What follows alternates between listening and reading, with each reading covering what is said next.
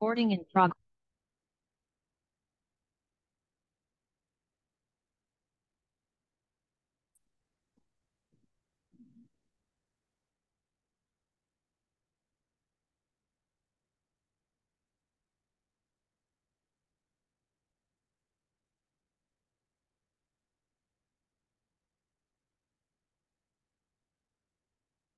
Hola, muy buenas noches a todos. Buenas noches, profesor.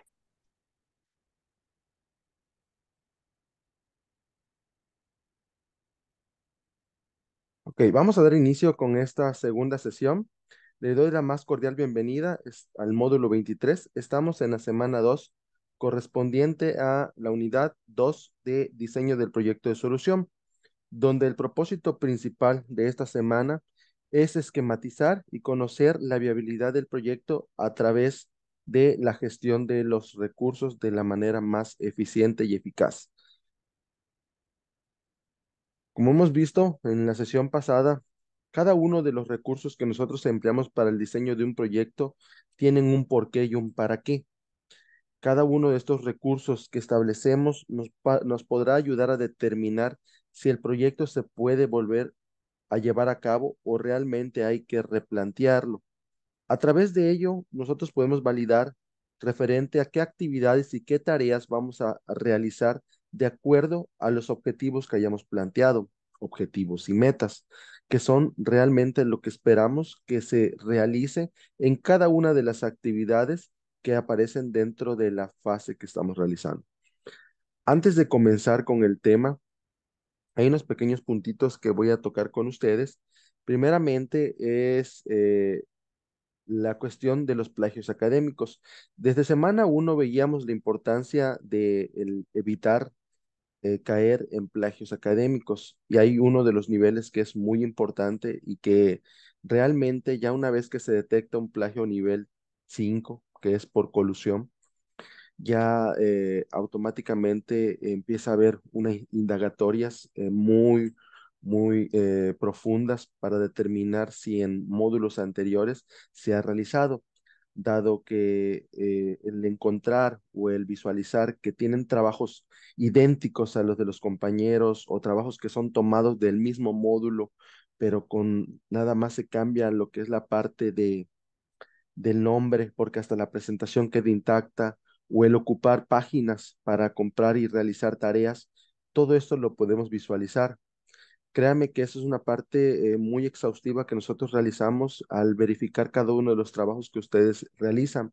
Precisamente el módulo 23, que es un módulo, el módulo ya final, en el que vemos todo el contenido estructurado, que de igual manera parte también algunas cuestiones de dudas que tenían con referencia a los informes de reflexión, cómo se ponderan. Realmente, de acuerdo al manual del asesor virtual, nos indica que los informes de reflexión tienen una estructura que ustedes deben de realizar y que tienen ciertas instrucciones que debemos de seguir paso a paso. Realmente lo que nosotros hacemos o lo que realmente yo hago referente a la parte cómo evalúo los informes de reflexión es apegarme a lo que indica el informe de reflexión.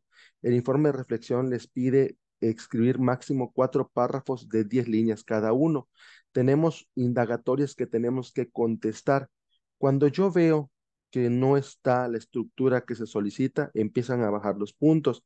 Recordemos que trabajamos sobre aprendizajes esperados. Realmente los informes de reflexión se evalúa lo que es la parte de la asistencia que ustedes tienen o el tiempo que permanecen dentro de la plataforma. Tenemos una herramienta para evaluar cuántas horas, cuántos minutos, cuántos días han ingresado, cuánto tiempo le dedican a lo que es sus estudios. Adicional de esto, también una de las partes importantes es que ustedes conozcan y lleguen a obtener esos aprendizajes esperados, como bien lo indican los recuadros, comprender los fundamentos de los procesos de trabajo, desarrollar la capacidad para trabajo independiente, desarrollar habilidades para generar sus propias fuentes de empleo, participar de manera activa y consistente en cuanto al desarrollo integral. ¿Esto qué quiere decir? Por ejemplo, las participaciones activas que tenemos dentro de los foros de clase, las participaciones activas que tenemos dentro de los espacios abiertos para el aprendizaje, si manejan adecuadamente un procesador de texto, si justifican, si hacen una buena presentación, si son creativos. Recordemos que llegar al módulo 23 implica ya una parte más estructurada del proyecto. Bien, tomamos parte de la información pasada que módulo 22 es muy diferente a módulo 23 porque ustedes dentro del módulo 22 ven lo que es la parte teórica práctica. En módulo 23 vemos toda la parte del proceso administrativo que conlleva la realización de un proyecto. Por eso, parte cuando comentábamos desde semana uno la importancia de si podíamos retomar el proyecto que estábamos realizando, es sí, y era, pero apegarse a las instrucciones que solicita la fase. Hemos estado trabajando y vuelvo a caer en la misma circunstancia de que tomen en consideración las retroalimentaciones que tienen en cada uno de sus trabajos. ¿Por qué? Porque si no lo realizan, al final, cuando lleguemos a semana 4, que cada una de las fases están ligadas, llegamos a la fase final. Cuando ustedes presenten esa información dentro de la construcción web, automáticamente, si no se tomaron las recomendaciones desde fase 1, todo esto va a influir en la realización de su fase final. Entonces, lo que se busca realmente es que ustedes obtengan el mayor conocimiento, obtengan la estructura correcta que debe contener un proyecto, que conozcan el proceso administrativo, por qué la importancia de aplicar cada uno de los recursos que estamos realizando para un proyecto. Por ejemplo, si yo agarro y elaboro una tabla que me pide la plataforma, pero no reflexiono, no analizo, no me doy a la tarea de investigar, es decir, estoy tratando sobre un problema, un proyecto sobre concientización del cuidado del agua y empiezo a aplicar actividades que no son congruentes con lo que yo mismo establecí como problemática, con lo que yo mismo realicé como un objetivo general, objetivos específicos y metas. Entonces, lo que se plantea como una actividad, por ejemplo, cerrar las llaves del agua. O sea, sí comienzo con un verbo en infinitivo, pero no tiene nada que ver la acción con una actividad. Y recordemos la diferencia entre una actividad y una tarea. Realmente la actividad es algo fijo, la tarea es la acción que vamos a realizar. Ahora bien, partimos de ese punto. Estamos hablando de actividades previas, actividades de desarrollo, actividades de concreción, antes, durante y después. Así lo vamos a visualizar. ¿Qué pasa si nosotros también no seguimos las correctas instrucciones que solicita la actividad integradora? Cada actividad integradora tiene ciertos puntos que nosotros visualizamos y que vienen dentro de la matriz de valoración. Precisamente ese tipo de aprendizajes esperados, como el hecho de que ustedes validen bien lo que están implementando, lo que están expresando, lo que están reflexionando, permite ver si realmente están teniendo ese conocimiento esperado de decir, ya saben de qué se trata, ya saben la estructura del objetivo general, específicos y metas, y ya pueden elaborar sus actividades. Porque he visto algunos trabajos que de repente están bien en el video, pero tienen ciertas fallas en la parte de las actividades. Pero cuando lo expresan platicando, ahí me están diciendo las actividades efectivamente bien, pero las actividades presentadas dentro de la tabla no son acordes, porque no tomamos el tiempo a reflexionar por esa parte. Ahora bien, si yo dentro de las actividades, tareas y recursos, que cada uno de los recursos que nosotros implementamos para la realización de un proyecto va a indicar la viabilidad, si yo aplico ninguno, si yo dejo espacios en blanco, si yo aplico en la parte no lo necesito, automáticamente ese proyecto es no viable. ¿Y qué sucede cuando un proyecto no es viable? Hay proyectos que son no viables, pero son factibles. ¿Qué quiere decir?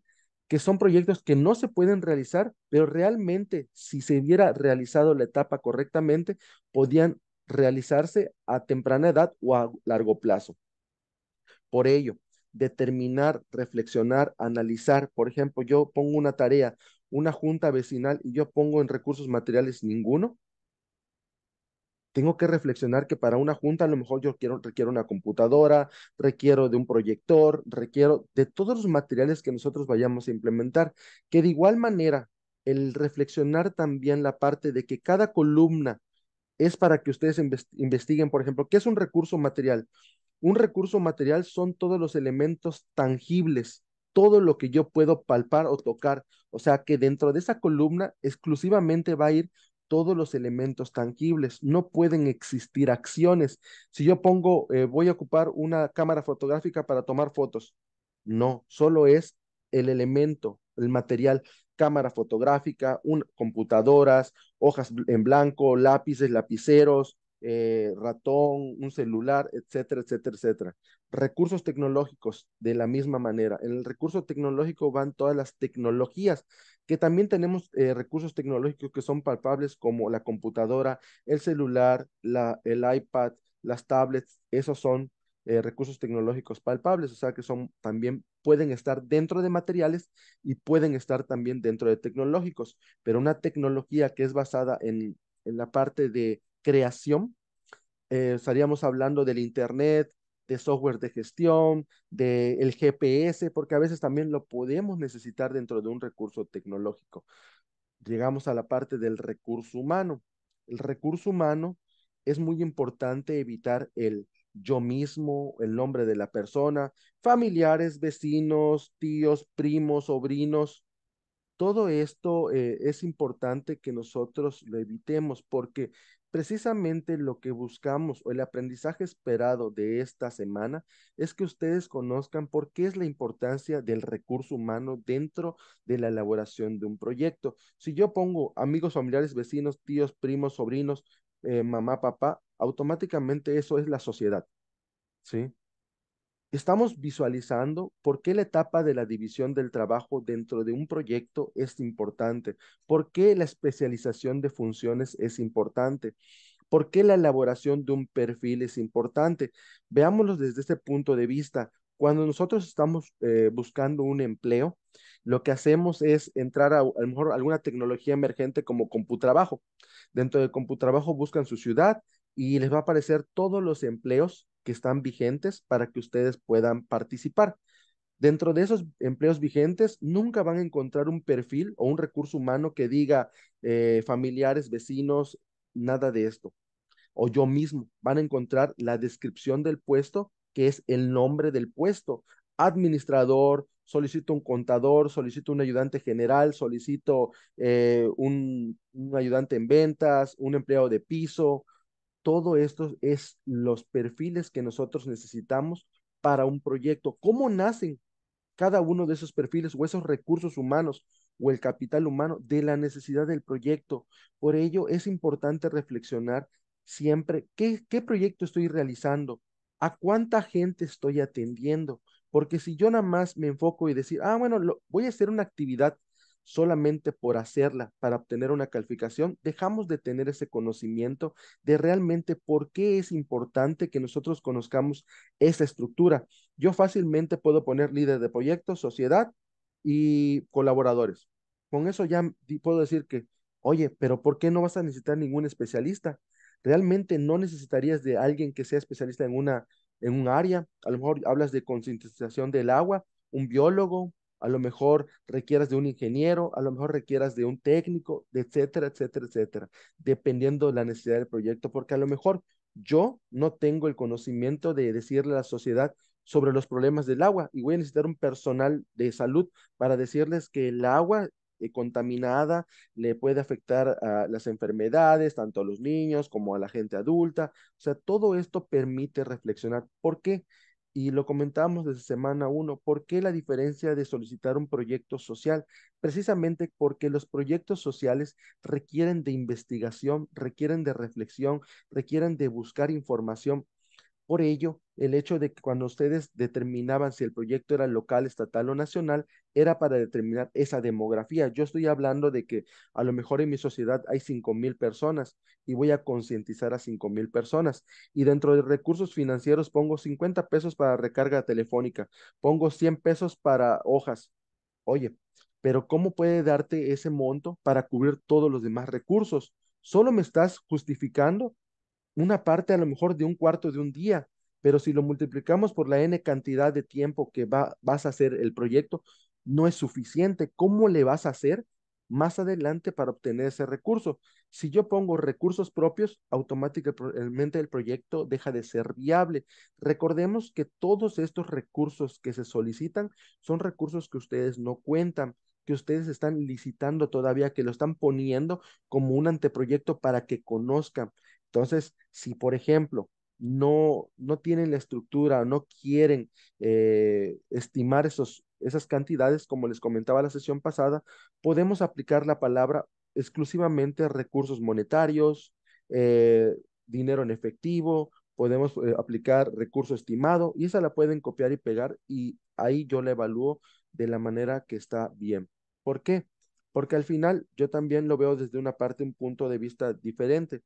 No podemos estimar, por ejemplo, 5,000 personas y estar buscando el precio y multiplicar 5,000 por el precio de una computadora. Voy a necesitar, porque se va a hacer extenso. Entonces, ese catálogo de precios, cuando nosotros llegamos al estudio financiero, que es una parte importante de cualquier proyecto, ahí sí podemos determinar qué elementos ya tengo y qué no voy a necesitar, pero siempre dentro de un estado de pérdidas y ganancias y un balance general y una proyección, debe de estar incluido todos los materiales. Realmente esto es tan importante para la realización de cualquier tipo de proyecto. Por ello, necesitamos visualizar precisamente esa importancia de por qué definir ese proyecto.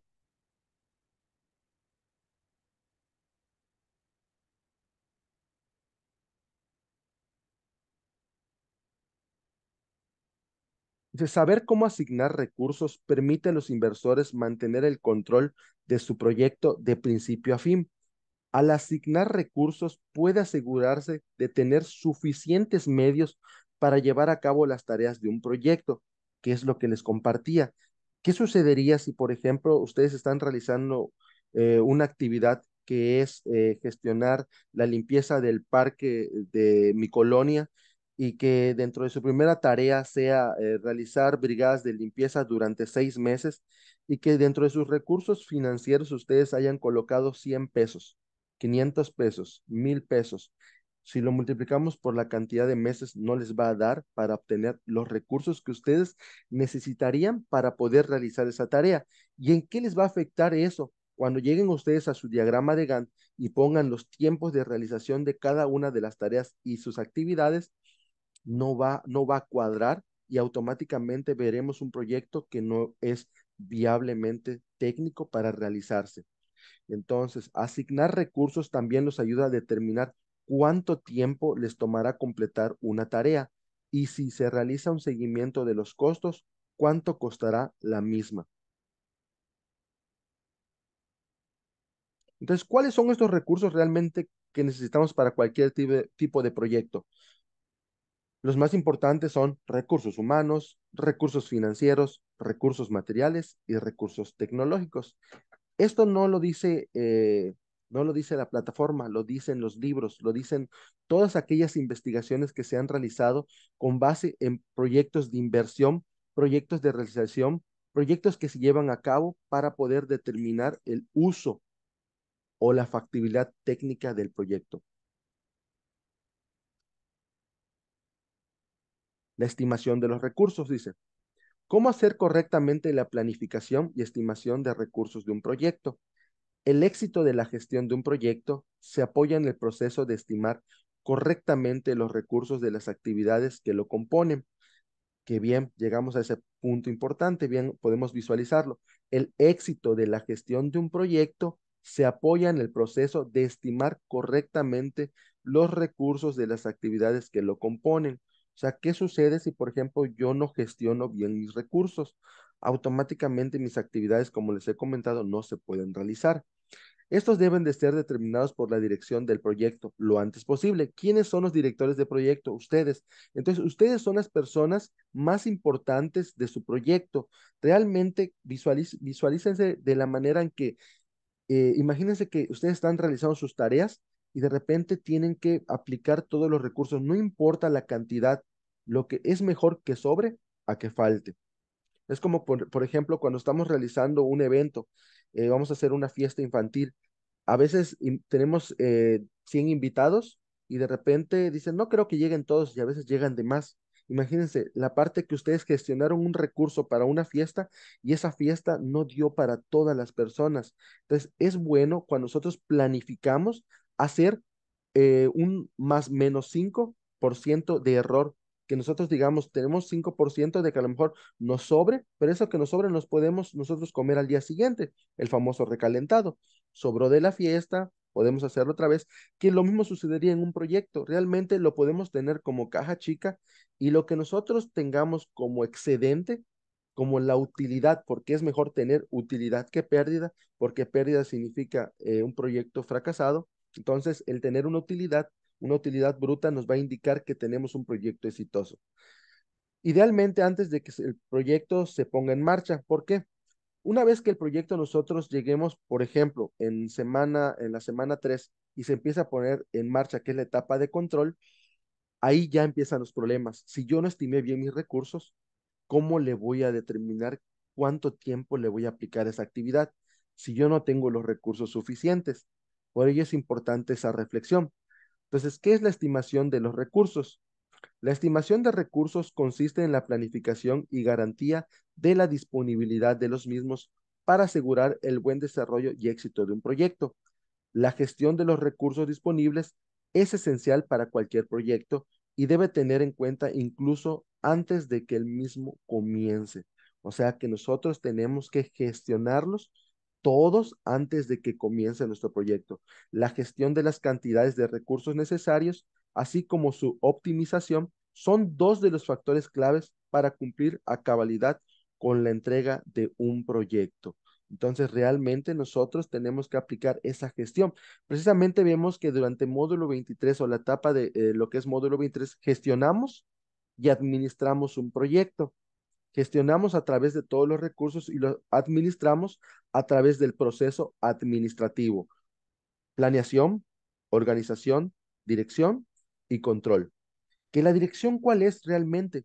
La etapa de dirección es simplemente cuando nosotros ya conocemos a los perfiles de puesto que nosotros tenemos como colaboradores, porque nosotros estamos en la jerarquía más alta dentro del organigrama que estamos realizando.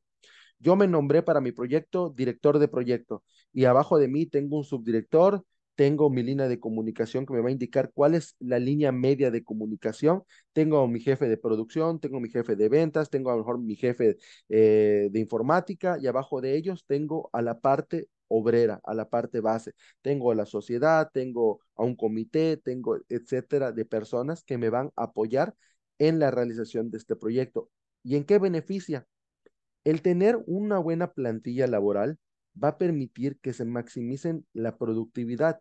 ¿Y en qué beneficia tener más productividad en un proyecto? Alguien que guste participar, que tenga una noción de por qué es bueno ser productivos en un proyecto o en qué le beneficia a una empresa el que un empleado sea productivo o sus empleados sean productivos.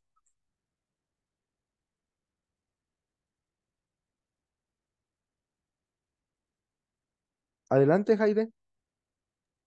Buenas noches, profesor.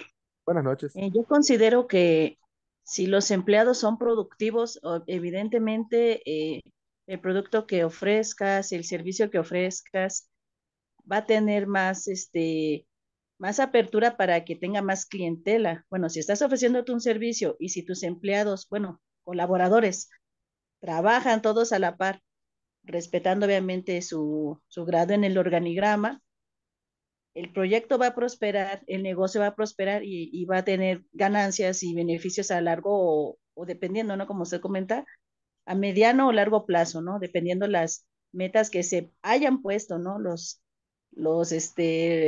líderes del proyecto o de la microempresa o o de lo que hayan decidido vender en este caso, ¿no? Dependiendo de acuerdo a lo que hayan ellos decidido ofrecerle a la comunidad, en este caso.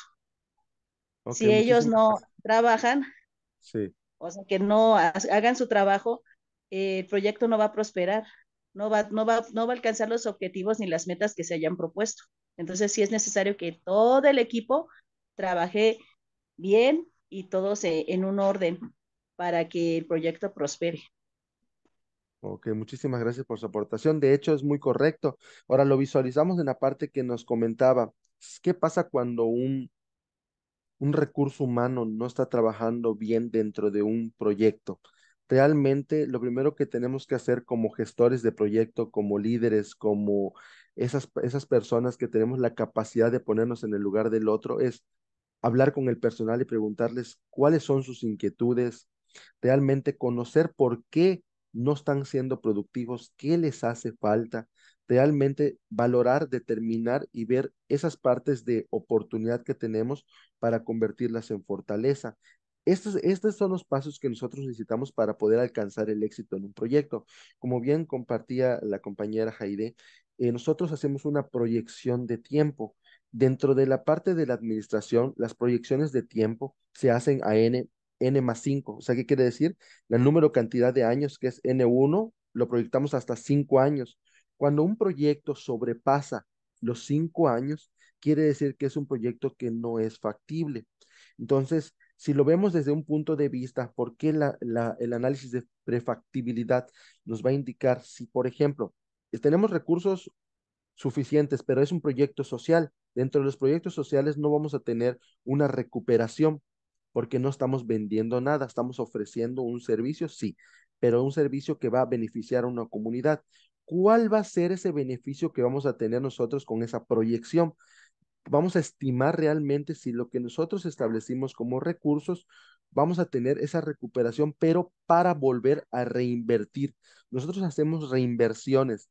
Realmente, si, por ejemplo, como les decía, los proyectos sociales siempre están en continuo movimiento, porque el día de hoy concientizamos a 1.000 personas, pero sucede que esas 1.000 personas, tres de las familias que vivían en la casa de la esquina, se fueron de esa casa y la están rentando. El día de mañana llega otra familia a vivir con 7 u 8 o 9 habitantes, pero esos 7 u 8 o 9 habitantes no conocen de lo que ustedes ya habían implementado y empiezan a volver a caer en el problema. ¿Y eso qué sucede? Que cuando la cultura vuelve a recaer en esto, vuelve a hacer que otras personas u otros vecinos, por ejemplo, vuelvan a caer en esa problemática y tenemos que seguir replanteando esas metas. Por eso, precisamente las metas siempre son medibles y temporales, porque al final nosotros llegamos a esa meta, pero tenemos que volver a veces implementarla o cambiar la orientación. Entonces veíamos los tipos de recursos. Tenemos los recursos humanos, los recursos financieros, tenemos los recursos materiales y los recursos tecnológicos. Todos estos, como bien, son esenciales o son los básicos para la realización de un proyecto. ¿Quiere decir que hay más tipos de recursos? Sí, hay otros tipos de recursos que necesitamos a veces para un proyecto. Sin embargo, esta parte de la reflexión nos indica que son los más importantes. El recurso humano, que dice, estos son quizás los recursos más importantes, pues son los que hacen el trabajo. Consisten en individuos, grupos de personas y entidades que ayudan a llevar a cabo las actividades necesarias para el buen funcionamiento y la finalización del proyecto. Su importancia radica en ser los que poseen el conocimiento y el know-how. El know-how, en lo que es la parte de la administración, que lo enfocan mucho en las técnicas de americanas, el know-how viene de el saber cómo me voy a dirigir, el saber cómo me voy a desempeñar dentro de una función, el saber cómo tengo que realizar mi actividad. Entonces viene de la parte de habilidades y conocimientos técnicos, experiencia empresarial. Recordemos que dentro de la colaboración que hacemos dentro de un proyecto, vamos a encontrar gente joven, gente más grande, que a lo mejor hay jóvenes que tienen experiencia, pero la gente mayor tiene aún más experiencia. Entonces, el know-how nos permite conocer todas esas áreas donde haya personas que digan, no, pues tú tienes habilidad en esto, tienes mayor experiencia y mayor conocimiento, te necesito aquí. Voy a necesitar que tus conocimientos se enfoquen en esto. Permite al líder del proyecto identificar qué recursos humanos son los más fuertes. No quiere decir que no todos lo sean, pero recordemos que muchos de ellos ya cuentan con experiencia en diferentes campos. Y hay personas que innatamente nacen con experiencia en muchos campos. ¿Qué quiere decir? Que son los famosos que le decimos los todólogos, que si le preguntas de algo, ¿sabes de esto? Sí. ¿Sabes de informática? Sí. ¿Sabes de contabilidad? Sí. Saben de todo. ¿Pero por qué? Porque innatamente empiezan a crecer, a estudiar y alimentar el conocimiento solos. Conforman un equipo competente y multidisciplinario que cuenta con la experiencia y las calificaciones necesarias para ejecutar el proyecto. Porque, ¿qué pasaría el día de mañana si, por ejemplo, ustedes tienen a su plantilla laboral y de repente tienen incluido a un especialista, vamos a suponer un informático, y de repente llega la tarea que él iba a realizar y se dan cuenta que no llegó? Chispas, presenta su renuncia. ¿Qué van a hacer ustedes en ese momento? Entraría el modo desesperación, pero no. ¿Qué pasa? Que el líder de proyecto, como tiene esa visión, él ya conocía a todo su personal, va a decir, ¿sabes qué? Yo sé que Juan tiene conocimientos de informática, llámalo por favor, y vas a hacer que Juan esté trabajando en informática mientras ustedes pueden contratar a un personal que pueda cubrir esa vacante. Entonces, tener ese conocimiento y esa amplitud de visión nos permite proyectos exitosos. Se acabaron los primeros 30 minutitos, me desconecto de la liga y nos reconectamos, por favor.